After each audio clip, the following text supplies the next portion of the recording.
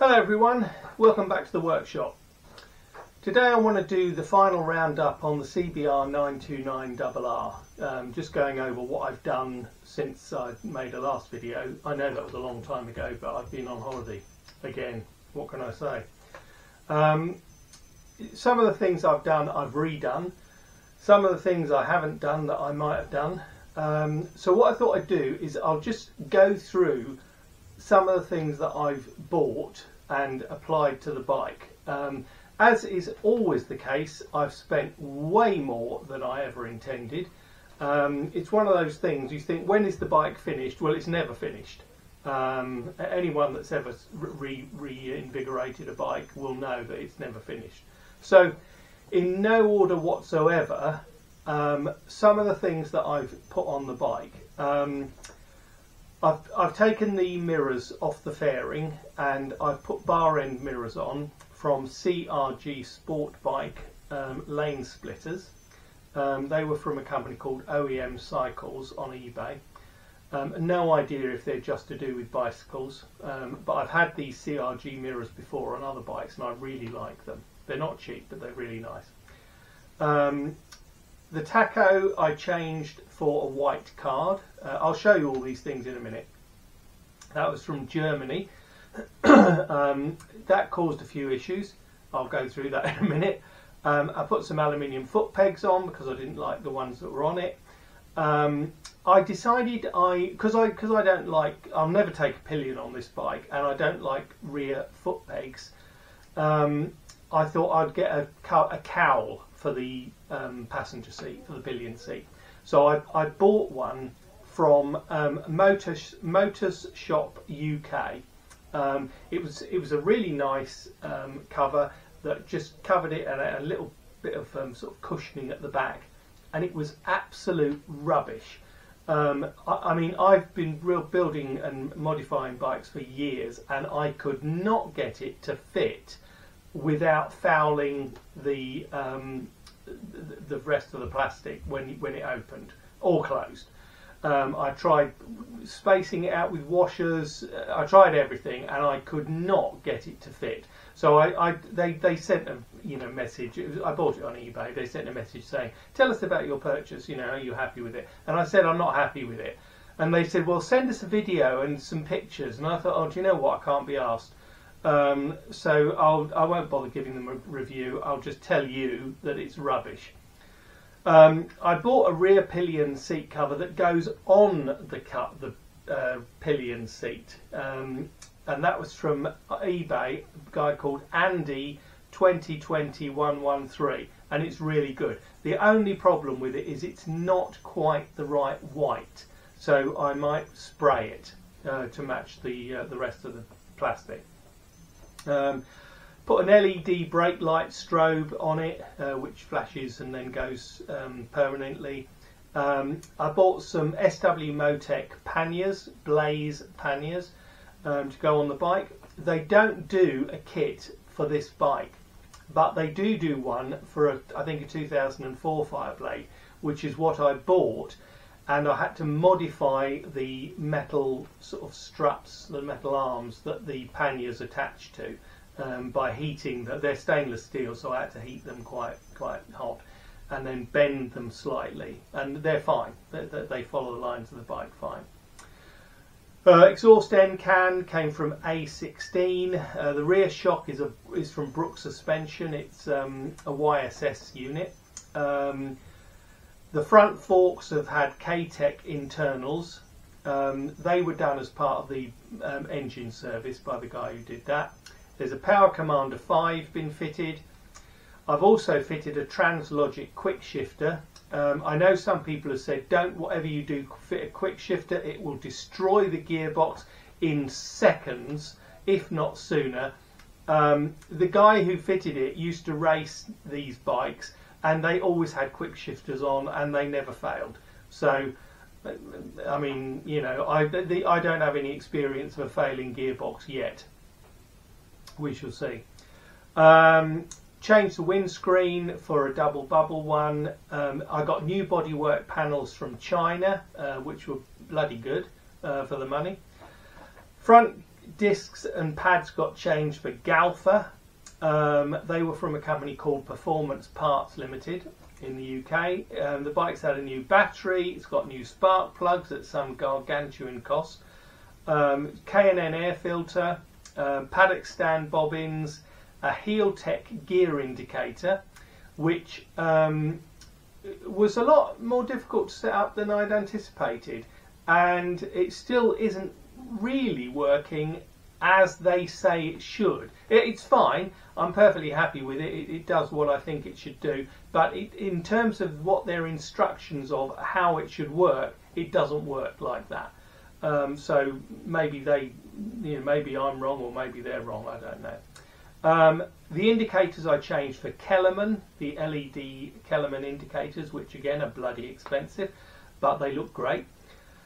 And I put new HEL brake lines on, braided brake lines. And I also put on a new radiator because the old one was a bit shagged.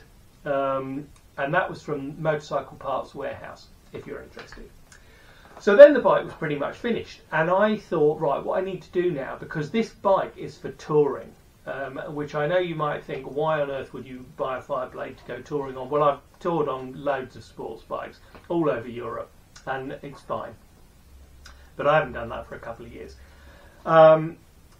So the bike was finished, and I thought, right, I'll go for a ride. So I went out for a ride, and I did about 250, 280 miles. Yeah, I mean, it was quite a long ride. And when I got back, I thought, Jesus, I mean, I'm not sure that my neck is going to cope with this sort of permanently, upright position to be able to see forward. So I considered Aprilia Tuonoing the blade, which is what I've done. So there's a company in the UK called CNC Top Yokes that will make a top yoke for the bike. I'll show it to you in a minute. And they give you risers, and you can order extended brake lines and extended clutch cable, etc., because obviously the bars are higher up. So I ordered the CNC Top Yoke. I ordered a pair of handlebars from where's the handlebars from? Hold on. Oh, Renthal. Sorry, I should have remembered that. Yeah, the bars are from Renthal. They are the, I think they're called ultra low street bike bars. And so they seem comfortable. I haven't ridden this bike yet. It's just finished, literally today. I've finished putting the stuff together.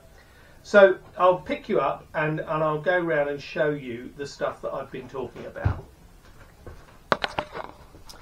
So from the back, that's my registration with my entirely suitable slogan. Like the LED brake lights, Kellerman indicators, the A16 exhaust. These are the brackets for the bars for the Blaze saddlebags. Okay. What else have we got? The new bodywork, obviously. The Galfa discs are down there with the K-Tech label on the forks, confirming that they've been rebuilt. And then if we look at the dashboard, I mean, this has changed considerably. We've got the CRG bar end mirrors, which fold in, which are brilliant. There's some eBay special adjustable levers. I put a new reservoir on because the other one was cracked. Just looking at the dash, you can see you've got the white card in the Speedo, which caused quite a few problems. Basically, what was happening was when I levered off the needle, which is what you have to do, changed the card over, and then put the needle exactly as it was, exactly where it started.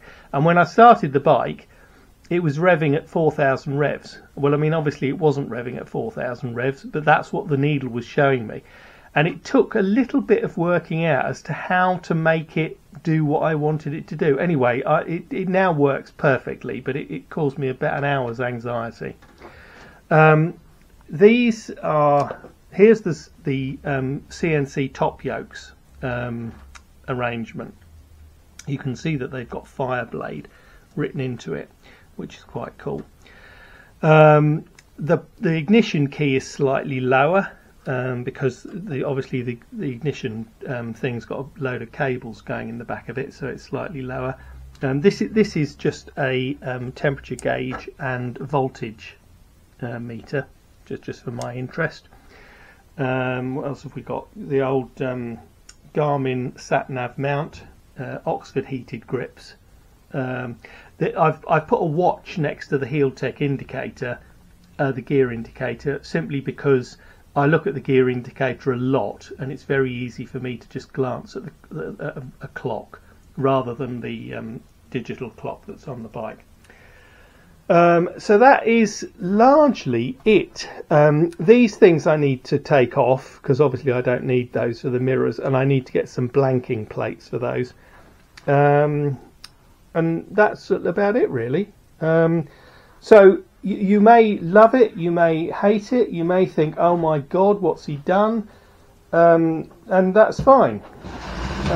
You know, whatever you think is entirely your opinion.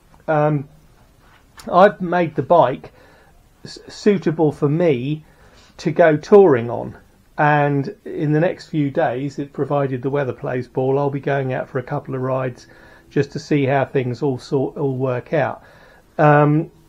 I mean, I don't want to do too many miles on the bike at the moment because in 10 days I am going on a tour of Europe to go as far as Romania, and I don't want to change the tyres on the way. So I've fitted Road 6s, Michelin Road 6s, and hopefully they will last the distance because, you know, I'm going to be riding 5,500–6,000 miles. So I don't want to put too many miles on it over here in the UK and find I use up my tread. So that's it, really. I'm pleased with the way it's turned out. I think the bodywork's great. I mean, considering the cost of it from China, I think it was really excellent. Changing the bars to this system is not. Do not undertake this lightly. It is a major operation because not everything fits. I mean, one of the problems I had particularly was with the clutch cable. Now the clutch is fine now. CNC Top Yokes supplied a new clutch cable, but it's too long because of course they don't know what handlebars you're going to be putting on the bike, and mine are quite low. I mean, some people probably put, you know, bars that are up here and it'll be fine. The clutch cable was too long. Well, it is too long. I can't change it right now because I'm going away, and I'll see how I get on with it. But more importantly, the inner cable was too long, and what that meant was that I didn't have enough adjustment on the adjusters at the handlebar and at the clutch end to make it work. You know, the clutch was, and that's hopeless. So anyway, I went to a place near Sheffield, took the cable with me, and they very kindly, for only £10, shortened the inner cable by about 2 centimetres, put a new nipple on it, and it seems to work fine. But again, you know, I've got to ride the bike yet to see how it really works.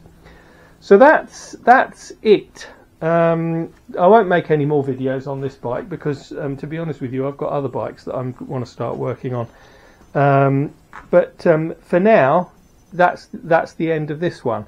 And once you get back from my travels, which will be mid-June,